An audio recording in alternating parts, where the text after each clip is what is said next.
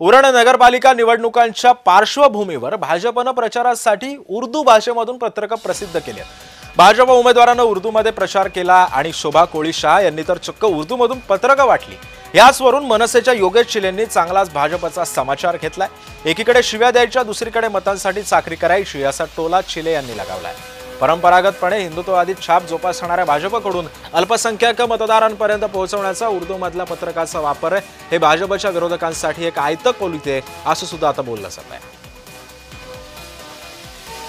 आणि या संदर्भामध्ये बोलण्यासाठी माझ्यासोबत असणार आहेत भाजपचे प्रवक्ते अर्थातच मधु चव्हाणजी आणि मनसेचे प्रवक्ते योगेश चिलेजी। आपल्या दोघांचं पुन्हा एकदा स्वागत आहे। मला सांगा मधुजी, योगेश चिलेंनी हा जो काही आरोप केलेला आहे तो तथ्याचा, म्हणजे मतांसाठी आपण एकीकडे त्यांना शिव्या घालायच्या, दुसरीकडे मतं मागण्यासाठी पुन्हा एकदा त्यांची चाकरी करायची, हे कितपत योग्य आहे? योगेश माझ्या स्मरणाप्रमाणे माझे मित्र आहेत, पाहिले त्यानं त्यांनी माझं बोलणं पहिल्यांदा शांतपणे ऐकून घ्यावं, मग आपली प्रतिक्रिया द्या, तर ती चर्चा चांगली होईल। मुळामध्ये ज्या ठिकाणी मुस्लिमांच्या आधारावर आणि औरंगजेब आमचा राजा होता असं बोलणाऱ्या मुस्लिम बंधूंची भगिनींची मतं घेऊन ज्यांचे खासदार निवडून आले त्यांना जाऊन तो आपले माननीय राज ठाकरेंनी त्यांच्याबरोबर त्या ठिकाणी आता हातमिळवणी केली, तो त्यांचा प्रश्न आहे। मुद्दा राहिला उर्दूच्या पत्रकाचा। आता जी बिहारची निवडणूक झाली मित्रांनो, त्या बिहारच्या निवडणुकीत जर बूथ वाईज काउंटिंग केलं तर यादव आणि मुस्लिम बीजेपीला मतदान करणार नाहीत असं गृहीत धरण्यात आलं होतं।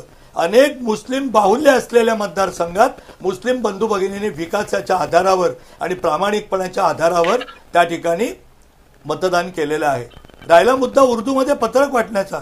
मी अशी अनेक पत्रकं शिवसेनेची देतो लोकसभेच्या निवडणुकीतली की त्यांनी उर्दूला मान्यता द्यावी, उर्दूला राज्यभाषा समजावी, उर्दू भवन बांधलं त्याची मागणी शिवसेनेच्या नगरसेवकांनी मुंबईत केलेली 2 वर्षापूर्वी आहे। आणि शेवटी मुस्लिम बंधू सगळ्या मुसलमानांना बीजेपी शिव्या देते असं कुठे आहे? भारतीय जनता पार्टी म्हणते की जो मुस्लिम असो, ख्रिश्चन असो, जो या देशाला आपली माता मानतो, मादरे वतन मानतो, तो या ठिकाणी पण मधुजी विरोध करताच की तुमच्या पक्षातले नेते, आमदार आणि कोणी पदाधिकारी विरोध करतातच की एखाद्या समाजाला ठरवून टार्गेट केलं जाते, असं नाही वाटत तुम्हाला? नाही नाही नाही, आम्ही टार्गेट केलेलं एकही उदाहरण द्या। अतिरेकी जे आहेत ते कोणी असो त्यांना टार्गेट करतो। मुद्दा असा आहे की ते मतदार आहेत, त्यांच्या भाषेत त्यांना त्या ठिकाणी पत्रकं देणं। मी 1978 पासून निवडणुका लढवतोय। माझ्या विरोधामध्ये काँग्रेस शिवसेनेचे लोक होते। मी माझगाव नागपाडामध्ये इथे राहतो। किती सर्व पक्षीयांची उर्दू मधली पत्रकं दाखवू? परवा यामिनी दादा उभ्या होत्या, त्याच्यानंतर शिवसेनेचे त्या ठिकाणी असलेले आताचे नेते माननीय राजसाहेबांचे पुत्र माहीमला उर्दू पत्रकं वाटल्यात, ते देऊ का तुम्हाला आणून? मतदाराला त्याच्या भाषेत कळेल अशी पक्षाची भूमिका सांगणं म्हणजे लांबून चालून करणं नाही। बरं, हे एखाद्या समाजाच्या भाषेमध्ये ते पत्रकं वाचून दाखवणं आणि देणं अर्थातच ही एक लांगुल चालन आहे असं म्हणतायत मधु चव्हाणजी। योगेश चिलेजी, आपली प्रतिक्रिया? नाही, मधुजींबद्दल प्रचंड सन्मान आहे आणि भाजपमधले असे सन्माननीय प्रवक्ते राहिलेले त्यातले मधु चव्हाणजी एक आहेत। त्यामुळे त्यांनी जे आता सांगितलं त्या सर्व गोष्टींचा आदरच। परंतु मधु चव्हाणजी आता त्यांचे भाजपचे जे नवीन नेते आलेले आहेत, म्हणजे जे मागून येऊन आता नवीन मुल्ला जोरात बांग देतो ना तसे बांग द्यायला लागलेले नितेश राणे, पडळकर असतील, नवनीत राणा असतील, यांचे हे जे मुसलमानांबद्दल बोलतात ते कदाचित त्यांनी ऐकलं नसावं। त्यांनी ऐकलं की त्यांचा हा गैरसमज दूर होईल की भाजप स्वतःला कट्टर हिंदुत्ववादी दाखवताना किती मुसलमानांचा द्वेष करते आणि किती त्यांच्या विरोधात बोलते ते, आणि कसा हिंदूंच्या मनामध्ये राग भरला जातो हे जर त्यांना बघायचं असेल तर भाजप भक्तांचे जे व्हॉट्सअप ग्रुप आहेत त्याच्या 4-5 ग्रुपवरती फक्त त्यांनी सामील व्हावं। त्यांना कळेल की कशा पद्धतीने विष पेरलं जात आहे समाजामध्ये, मुसलमानांच्या विरोधात कसा हिंदू उभा केला जातो। आता आमचं एवढंच म्हणणं आहे की तुम्ही जर कट्टर हिंदुत्ववादी असाल तर तुमचं हिंदुत्व हे तुमच्या वागण्यात दिसलं पाहिजे। मोदीजी स्वतः बोलले होते की माझे मित्र हे गोमांसाचे कारखाने चालवतात, कुठला हिंदू गोमांस कारखान्याला समर्थन देईल? यांचे किरण रिजिजू स्वतः बोलले होते की मी गोमांस खातो, माझं कोण काय वाकडं करतोय मला बघायचंय। काय वाकडं केलं यांनी गेले 10 वर्ष? किरण रिजिजू यांच्याबरोबर मंत्री म्हणून काम करतायत। गोवा राज्यामध्ये गोमांस विक्रीला बंदी नाहीये, हे कसले हिंदुत्ववादी? त्यामुळे हे ज्यावेळी स्वतःला कट्टर हिंदुत्ववादी हा शब्द वापरतात त्यावेळी त्यांचं वागणूक तशी असली पाहिजे. तुम्ही ज्यावेळी उर्दूमध्ये पत्रकं छापता त्यावेळी तुमच्या वागणुकीबद्दल लोकांना शंका येते. मग का तुमचे नितेश राणे मुसलमानांना शिव्या देतात? का उर्दू भाषेबद्दल शिव्या देऊन बोललं जातं? का पडळकर मुसलमानांना शिव्या देतात? का नवनीत राणा मुसलमानांबद्दल वाईट बोलतात? त्यामुळे मधुजींनी आत्ताचे त्यांचे जे तरुण नेते आहेत ते जे काही बोलतायत त्याच्याकडे एकदा गांभीर्याने पाहणं गरजेचं आहे. मला मधु चव्हाणजी यांच्याबद्दल एक सांगायचं आहे की त्यांनी अटल बिहारी वाजपेयींसोबत काम केलेलं आहे. अटल बिहारी वाजपेयींची भूमिका ही हे कट्टर हिंदुत्ववादी असताना सुद्धा मुसलमानांना त्यांनी सोबत घेऊन चाललेले आहेत.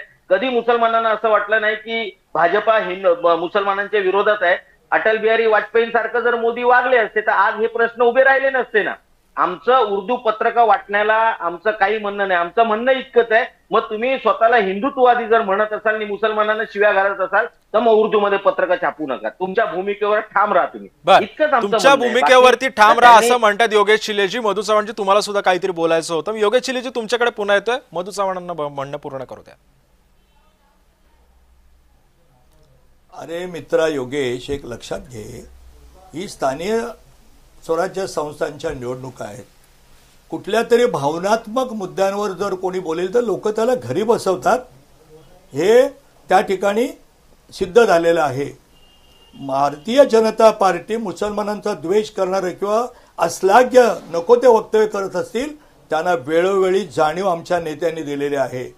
या देशातला प्रत्येक मुस्लिम हा त्या ठिकाणी देशद्रोही आहे हे भारतीय जनता पार्टी मानत नाही. हे मानत नाही. आम्ही मुस्लिमांचे अनेक, आता गोमांसाचा विषय जिजूजींचं काढलं तुम्ही, त्याचा एक मुद्दा सांगतो की पूर्वांचलमध्ये काही जे प्रांत आहेत, काही जमावात, काही घटक आहेत समाजाचे, त्यांचं खाणं हे वेगवेगळ्या प्रकारचं आपलं आपण ज्याला चिकन वगैरे म्हणतो हे सोडून वन्य प्राण्यांचं मांस खाणं हे त्यांचं हळूहळू तो वेगळा देश होईल, वेगळा बदल होईल. मुद्दा हा नाही पत्रक काढणार आकाश कोसळणार आहे.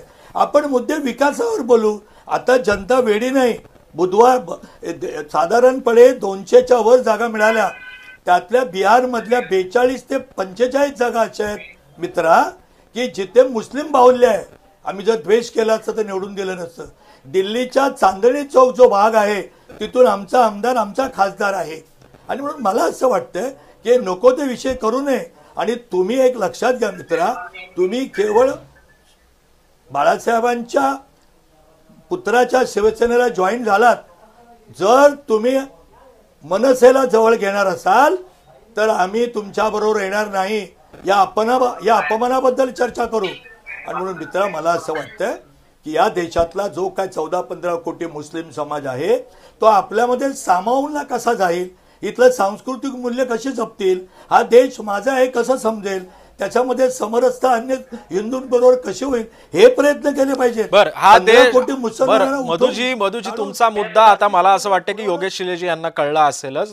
छोट्याशा गोष्टीचा बाऊ करू नका असं म्हणतात योगेश चिलेजी. ते आपली प्रतिक्रिया पाहिजे. नितेश राणे, पडळकरनी नवनीत राणांची हे त्यांना सांगितलं पाहिजे की या देशातले मुसलमान, हे मोहन भागवत स्वतः बोलले होते, तरी तुमचे तरुण नेते जर मोहन भागवतांचं ऐकत नसतील तर तुमचं काय ऐकतील? त्यामुळे ज्या पद्धतीने तुम्ही आम्हाला सल्ले देताय ते सल्ले थोडे तुमच्या नेत्यांना दिलेत तर हा जो, आणि तुम्ही जिंकण्याचं जे सांगताय ना, तुम्ही कसे जिंकताय संपूर्ण देशाला माहिती आहे. ज्या मुस्लिम भागातून तुम्ही जिंकलात त्या मुस्लिम भागात एकदा फिरा आणि सर्वसामान्य लोकांना विचारा तुम्ही मतदान केलंय का भाजपाला. तुम्हाला सत्य कळेल. एकदा प्रयोग करून बघा तुम्ही तसा. बघा, तुमच्या नेत्यांनी सुद्धा ते सगळं, तुमच्या नेत्यांनी मतदार यादीबद्दल सांगितलं, ॲफिडेव्हिट केलं नाही, कोर्टात गेले नाहीत, पुरावे दिले नाहीत, हवेत बाण मारणं, राहुल गांधींसारखे तसे बाण कोणी मारले तर त्याचा बिहार होईल, महाराष्ट्र होईल, मध्य प्रदेश होईल, त्या ठिकाणी उत्तर प्रदेश होईल. त्यामुळे मला असं वाटतंय, मला मित्र असं वाटतंय की मनसेची थोडी बहुत चांगली प्रतिमा आहे. अजून कोणते पुरावे दिले पाहिजे? निवडणूक आरोप केलेल्याने पुरावे द्यायचे असतात. जनतेने दाखवून दिले किती झूट आरोप आहे. काही प्रतिष्ठा आहे की आपण सगळ्यांनी जपाती केली त्याच्यावरती. नाहीतर ऐका मित्र, ऐका, तुम्ही नको त्या विचाराचं समर्थन कराल फक्त ना घर का ना घाट का अशी नाही, स्थिती तुम्ही मनाची होईल. काश्मीरमध्ये ते होऊ नये अशी मुस्लिम आमची इच्छा आहे. पक्षाबरोबर राज्य युती माझे केली मित्र तर आहेत. ते सगळे चमत्कार असतात. तुम्ही काश्मीरमध्ये मुस्लिम पक्षाबरोबर युती केली तर तो आम्ही नाही राष्ट्रवाद केलेली आहे. असतो. आणि एखाद्याने कोणी फक्त आता हा तुमचं मुद्दा कट्टर उरणमध्ये हिंदुत्व सांगून कसं- तुम्हाला मतं कसं मिळणार आहेत दुटप्पी आहे हे का? दाखवलं की तो हा राष्ट्रद्रोही मुद्दा होतो. मुंबईत सांगणार आहात का? बरं, हा तो मुद्दा आता मिळवा. नेमका किती गाजतो येत्या निवडणुकांमध्ये हे सुद्धा पाहणं तितकंच महत्वाचं ठरणार आहे. धन्यवाद योगेश शिंदेजी आणि मधू चव्हाणजी, आपण आपला बहुमूल्य वेळ आमच्या चॅनलसाठी दिलात आणि चर्चेमध्ये सहभागी झालात त्याबद्दल.